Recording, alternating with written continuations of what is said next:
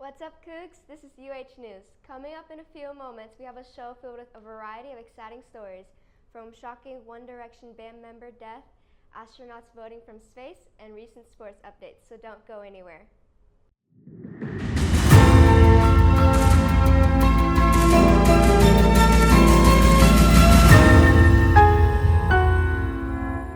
Good evening, Cougars. Hope you're all having a great day. My name is Pham, and I'm your host for this evening, and you're watching Coug TV.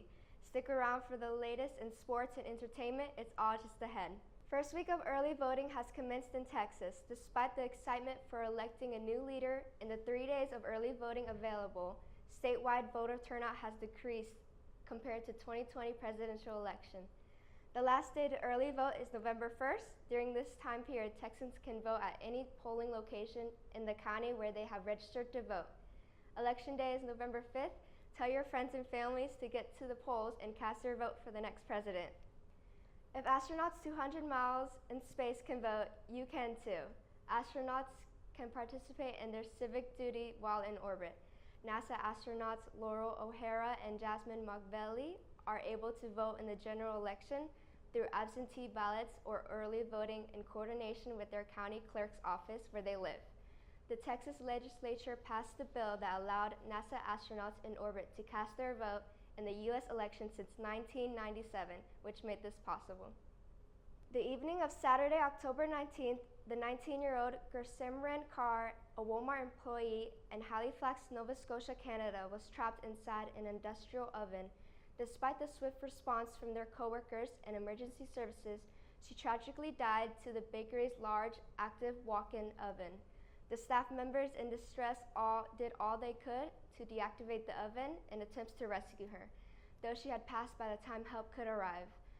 As a result of this tragedy, Walmart has offered 24/7 virtual care services and grief counseling for employees to help cope with the shocking of their tragic loss of their colleague. Vice President Kamala Harris teamed up with big stars Beyonce, Kelly Rowland, and Jessica Alba on October 25th, 2024 at her Reproductive Freedom Houston campaign rally in attempts to sway voters weeks before the election. Repeatedly throughout the night, speakers highlighted how former President Trump hand-selected the 3 Supreme Court justices that ultimately ended the federal right to abortion care in 2022. Later, Colin Allred, the Democrat running for Texas U.S. Senate, made an appearance to rally voters against his opponent Ted Cruz, and finally at the end, Kamala Harris took stage to capture the attention of voters, where she focused her speech on reproductive rights and the lived experiences of victims that were affected by Roe v. Wade's overturning. You don't want to miss this. Currently in the entertainment world, fans, friends, and families are mourning the death of One Direction member Liam Payne, and Spider-Man 4 is officially on the way to filming. Stay tuned.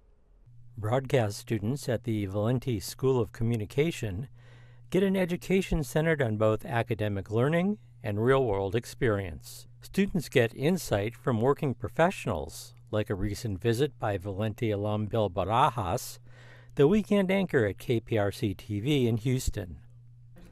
Many courses require students to practice real-world skills in class, like conducting interviews using smartphones and editing their stories in class under tight deadlines. Fade up on 2, cue them, stand by 1.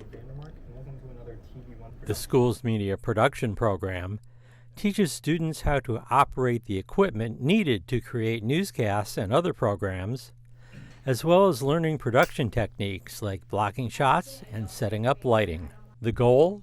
Teaching students the principles and concepts of broadcast news and preparing them to work both now and in the future in an ever-changing media environment.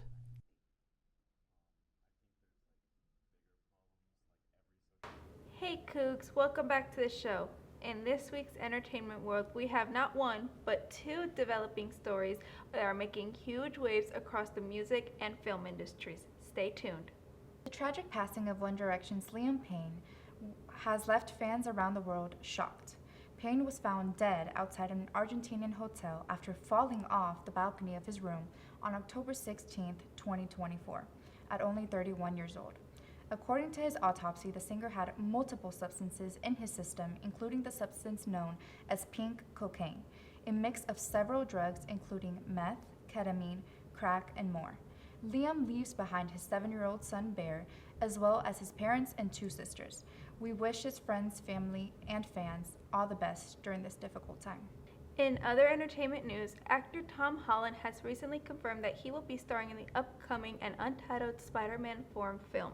Holland's last Spider-Man movie, back in 2021, No Way Home, the multiverse-spanning film generated $1.916 billion at the global box office. The film is set to begin filming in 2025 and set to release in 2026. However, many questions are still unanswered. What will the plot be? Will we be introduced to other Spider-Man characters from other multi-universes?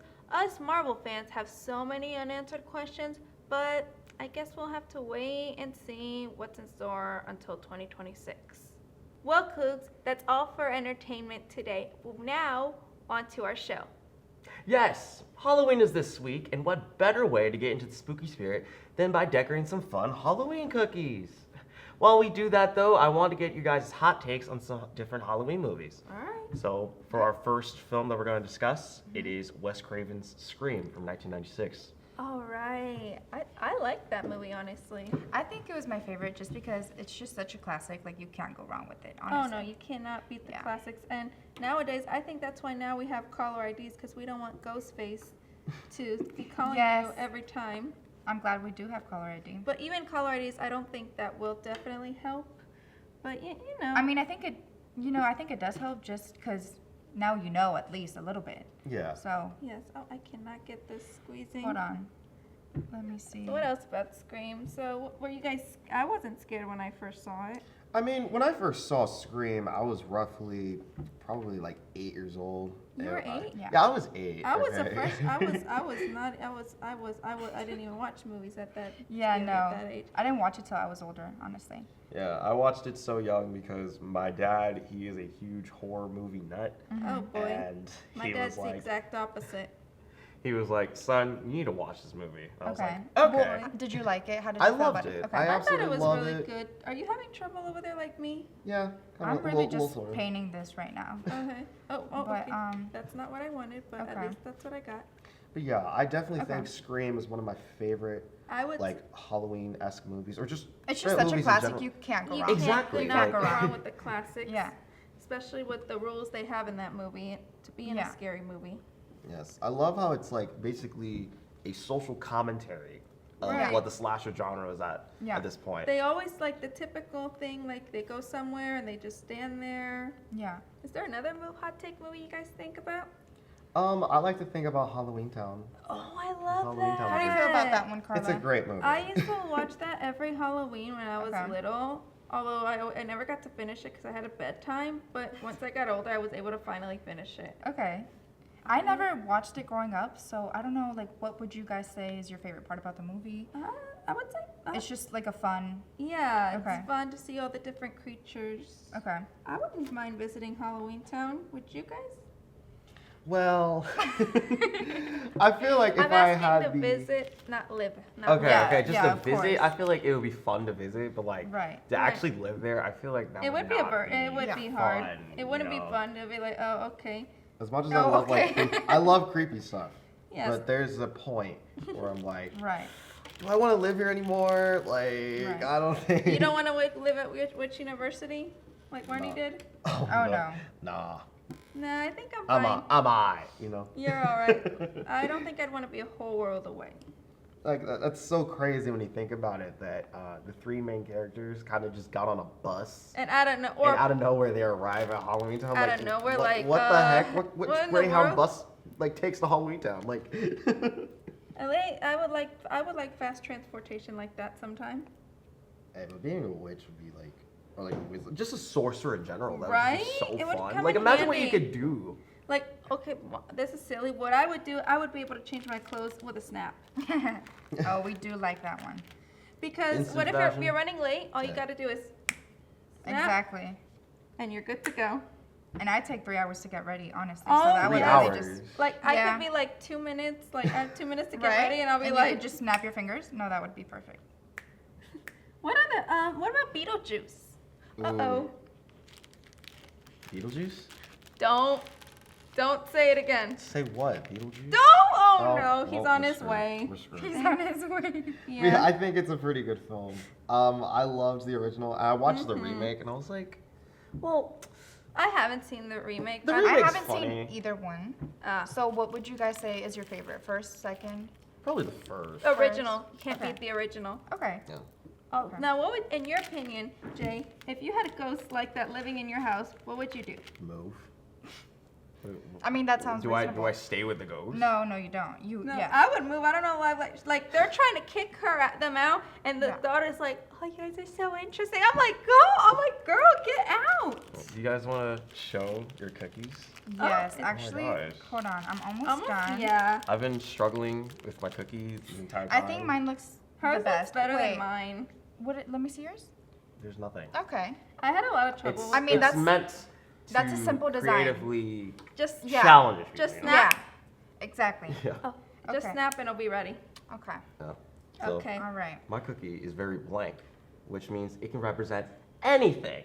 Exactly. My cookie's colorful, although I didn't finish, but I like colorful stuff. I like it. Mine is a little bit over the top. I think that's what Halloween is about. So.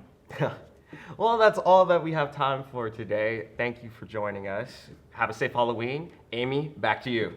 Hey Gooks, I'm back here with Marlene. It's time to check in for the latest weather updates. How are you doing, Marlene? I'm doing good, and you? I'm good as well. What can we expect for Halloween this night? Well, we're gonna have some interesting weather for Halloween. I know last year it was a bit colder. Definitely. Yeah, I know some people might remember that, but we're actually probably gonna have to switch that jacket for an umbrella. Yeah, and Really? for the rest of the week too. So Rain. yeah, it's gonna be an interesting week. But let me go ahead and show you. All right, take it away.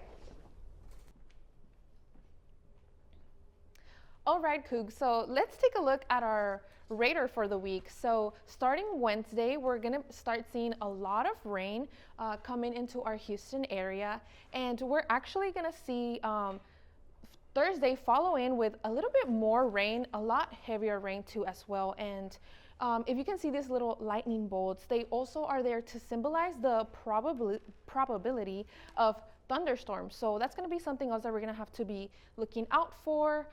It'll clear up throughout the next couple of days as well, like Friday. But coming Saturday, we're probably going to start to see a bit of that heavier rain come in again, especially in the midnight hours, the early part of the day on Saturday. But as the day goes through, we're going to start to see the skies clear up a bit. So to look even further into it, even after Saturday, we can still expect a bit of rain.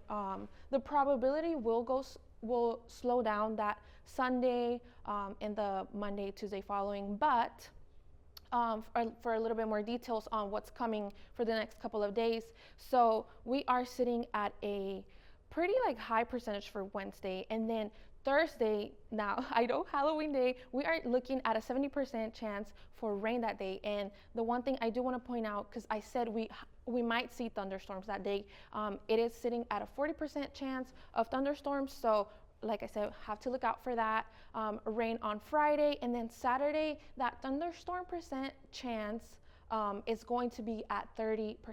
And then for the rest of the days, how I said, the rain probably will start to slow down. It will be a little bit sunnier, so that's one good thing that we can look out for. And for the actual temperatures, it won't be very, very hot, but we are reaching a high of 85 degrees. So that's one thing to note. And because of the rain, we will be feeling some humid conditions.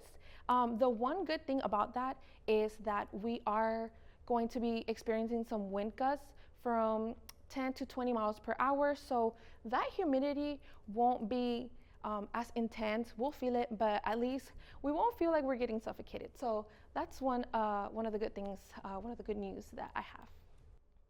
Thank you, Marlene. Coming up in sports, we're diving into discussing the recap of the MLB World Series and UH versus Baylor volleyball game. So don't go anywhere. Broadcast students at the Valenti School of Communication get an education centered on both academic learning and real-world experience. Students get insight from working professionals, like a recent visit by Valenti alum Bill Barajas, the weekend anchor at KPRC TV in Houston. Many courses require students to practice real-world skills in class, like conducting interviews using smartphones and editing their stories in class under tight deadlines. Fade up on 2, cue them, stand by 1. The school's media production program teaches students how to operate the equipment needed to create newscasts and other programs, as well as learning production techniques like blocking shots and setting up lighting. The goal?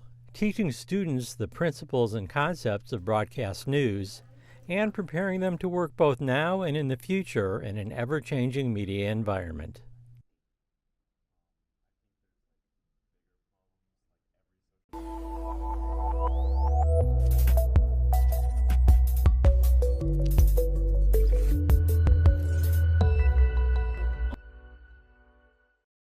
Hey Cougs, Andrew Wach here coming at you live from Coug TV with another In the Game segment. On today's episode, we have a recap of the Deshaun Watson injury alongside a World Series preview between the Dodgers and the Yankees. Starting with the NFL, this past weekend Deshaun Watson sustained a non-contact Achilles injury during the second quarter of the Browns game against the Bengals this past Sunday.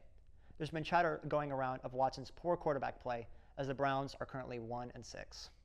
The fans cheered when Watson went down as he was carted off the field. Browns players Myles Garrett and Jameis Winston came to Watson's defense as they defended Watson's character and work ethic towards the organization. Personally, I think it's classless of the fans to boo a man when he is down with an injury, regardless of success or lack thereof that he brought the organization during his time there. Jameis Winston will have to step up for the remainder of the season as a starter for a struggling Browns team.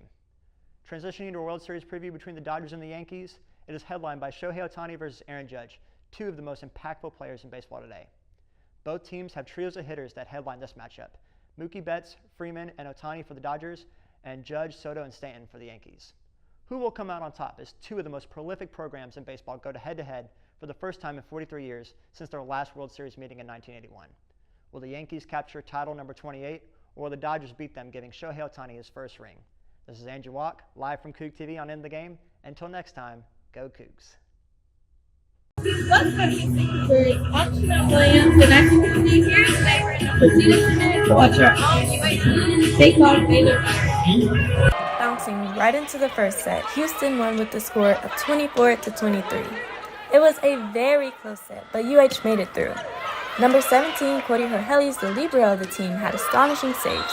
And number 9, Avery Shimaitis, had ground-shaking spikes.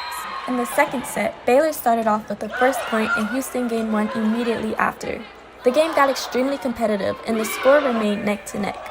Number 21, Katie Corelli, had many kills throughout the game, but UH had troubles getting the ball back over the net, which caused Baylor to take the lead. Baylor won the second set with a score of 16-25. In the third set, Baylor took the lead again. UH hustled but still had difficulty keeping the ball in bounds and passing it back over the net. Number 13, Barakat Raymond, and number 1, Angela Grieve, had impressive double blocks and generated points for the team. But in the end, Baylor won the third set 17-25. And lastly, in the fourth set, Baylor kept the lead again 9-15. But at the very end, UH caught up and was so close, but unfortunately lost 23-25. So that leaves us with UH winning the first set and Baylor winning the remaining 3. Welcome to an amazing show that the Baylor Bears came up on top. I'm Chenille Williams, and always about food. Thank you for watching. Be sure to tune in for our next show Friday, bringing you all the biggest stories and updates you'll need. Remember to stay informed by visiting our website, www.coogtv.com, and follow us on our social media at Coug TV. I'm Amy Pham. Have a good night. We'll see you next time, Cougars.